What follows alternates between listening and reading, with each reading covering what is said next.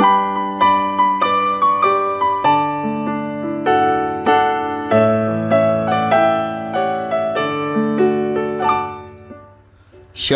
salam sejahtera bagi Bapak Ibu, saudara-saudara, anak-anak yang dikasihi oleh Tuhan Yesus Kristus.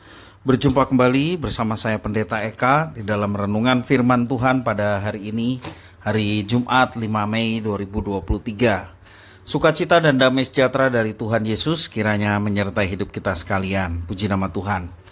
Sampai pada pembacaan firman Tuhan hari ini, yakni kitab Mika pasal yang pertama. Kitab Mika pasal pertama ini nanti saya akan membacakan khusus di ayat yang pertama dan sampai yang ketujuh. Baik, sebelum kita akan merenungkan bagian firman Tuhan hari ini, mari kita akan berdoa bersama. Tuhan Allah Bapa di surga, di dalam nama Tuhan Yesus, kami datang kepadamu mengucapkan syukur dan terima kasih untuk setiap kasih setia dan berkat Tuhan yang sungguh kami alami dari hari ke hari. Biarlah semua itu menjadikan kami terus mengalami penyertaan dan berkat Tuhan yang membawa kami hidup dalam ketaatan akan segala firman Tuhan yang telah Engkau berikan kepada kami. Juga bersyukur Engkau memberkati kami dengan firman-Mu. Mari Engkau yang memampukan untuk kami dapat memahaminya, serta kami dapat menerapkannya dalam hidup kami setiap hari.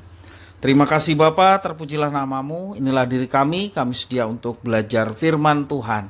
Demi nama Tuhan Yesus kami berdoa. Haleluya. Amin. Kitab Nabi Mika pasal yang pertama ayat 1 sampai yang ketujuh, demikianlah firman Tuhan.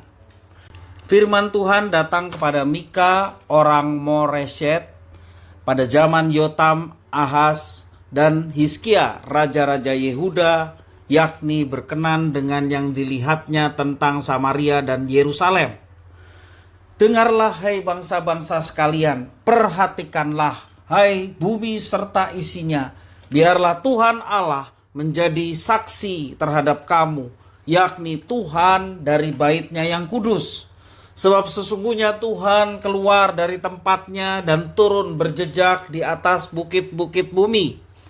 Luluhlah gunung-gunung di bawah kakinya dan lembah-lembah terbelah seperti lilin di depan api, seperti air tercurah di penurunan. Semuanya ini terjadi karena pelanggaran Yakub dan karena dosa kaum Israel. Pelanggaran Yakub itu apa? Bukankah itu Samaria? Dosa kaum Yehuda itu apa? Bukankah itu Yerusalem? Sebab itu aku akan membuat Samaria menjadi timbunan puing di padang, menjadi tempat penanaman pohon anggur. Aku akan menggulingkan batu-batunya ke dalam lembah dan akan menyingkapkan dasar-dasarnya. Segala patungnya akan diremukan, segala upah sundalnya akan dibakar, dan segala berhalanya akan dihancurkan. Sebab dari upah sundal dikumpulkan semuanya itu dan akan kembali menjadi upah sundal. Bapak Ibu saudara-saudara yang dikasihi oleh Tuhan, apa jadinya jika seorang raja sudah turun tangan untuk mengatasi kekacauan, juga pemberontakan yang terjadi di kerajaannya? Dapat dibayangkan ia akan turun dengan penuh kekuatan, penuh amarah, agar rakyatnya mendapatkan para pemberontak itu dan memberi hukuman yang berat. Di dalam teks firman Tuhan yang kita baca hari ini, ada peringatan yang sangat keras dari Tuhan melalui Mika kepada dua kota, yaitu Samaria, kerajaan Israel di utara, dan juga Yerusalem, kerajaan Yehuda yang ada di selatan. Di kedua kota tersebut terjadi kemerosotan moral, itu persoalannya. Peringatan tersebut adalah inisiatif dari Tuhan Allah sendiri yang telah memilih dan menentukan mereka menjadi umat pilihannya. Namun terjadi kemerosotan moral di sana. Tuhan Allah tidak menghendaki umatnya berlarut-larut untuk hidup dalam dosa. Mika menggambarkan Tuhan dalam kemarahan yang besar, keluar dari tempatnya bersemayam dan menjejakkan kaki di bumi hingga membuat terbelah dan luluh.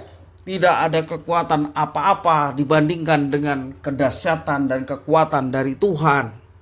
Kota Samaria akan dilululantakan hingga yang tersisa hanyalah puing-puing reruntuhan saja. Itu yang dikatakan kitab suci. Tuhan begitu peduli dengan umatnya, dan kepeduliannya itu ia tunjukkan dengan memberi peringatan melalui utusan. Dalam hal ini adalah nabi. Tentunya nabi-nabi Israel itu dipilih oleh Tuhan, ditentukan oleh Tuhan untuk menyampaikan firman Tuhan. Baik bentuknya merupakan satu perlindungan yang dialami oleh orang Israel. Demikian juga firman Tuhan yang disampaikan oleh nabi-nabi dalam bentuk teguran, bahkan teguran keras seperti yang disampaikan Tuhan melalui Nabi Mika. Nah, Bapak Ibu Saudara-saudara, tujuannya tentunya agar umat melakukan kebenaran seperti yang dikehendakinya. Itulah tujuannya. Karena tujuan Tuhan memilih umatnya hidup beda dengan dunia. Umatnya hidup melakukan apa yang dipercayakannya, maka dengan sendirinya Tuhan berkenan terhadap apa yang dilakukan oleh umatnya, dilandasi oleh hati yang tulus ikhlas untuk mengabdi kepada Tuhan. Nah, Bapak Ibu Saudara, peringatan Tuhan tidak hanya ada pada zaman Mika saja, tetapi juga pada zaman sekarang di mana kita berada dan hidup, dan melalui orang-orang yang diutus oleh Tuhan, atau melalui sebuah peristiwa Tuhan bisa menegur setiap anak-anaknya yang hidup pada masa sekarang ini. Justru dalam keadaan kita yang berdosa itulah mata Tuhan semakin tajam terarah kepada kita, dan tangannya terulur demi menolong kita yang disebut umat kekasihnya. Itulah kebesaran kasih Tuhan yang tiada taranya kepada ciptaannya yang namanya manusia. Untuk itu dibutuhkan kepekaan dalam diri kita. Kepekaan ketika kita ditegur oleh kebenaran firman Tuhan. Kita juga butuh keterbukaan dan juga kerendahan diri di hadapan Tuhan untuk menerima peringatan-peringatan yang telah Tuhan berikan pada kita. Bapak Ibu Saudara-saudara yang dikasihi oleh Tuhan, kuncinya bagi kita adalah bertobatlah. Peringatan Tuhan datang dengan cara yang paling lembut hingga cara yang paling keras. Kita yang memilih peringatan seperti apa yang akan datang. Jangan keraskan hati kita ketika Tuhan menegur kita untuk menghindarkan kita dan menyelamatkan kita dari hukuman karena dosa. Mari kita hindari akan semuanya itu, dan betul-betul kita hanya berpaut kepada Tuhan dan melaksanakan tugas tanggung jawab yang dipercayakan Tuhan dengan baik. Kiranya firman Tuhan memberkati kita sekalian. Mari kita berdoa. Tuhan Bapa di surga, kami bersyukur kepada Tuhan oleh karena Engkau baik, menyertai dan memberkati kami. Bahkan Engkau menerima setiap keluh kesah dan pengampunan kami yang datang pada Tuhan, menyadari akan dosa dan berbalik untuk hidup bagi Engkau. Terima kasih ya Tuhan atas firman-Mu. Mari Engkau yang memampukan kami untuk menjadi pelaku-pelaku firman di dalam kehidupan kami setiap hari. Terpujilah nama-Mu Bapa, demi nama Tuhan Yesus Kristus. Kami sudah berdoa dan bersyukur. Haleluya.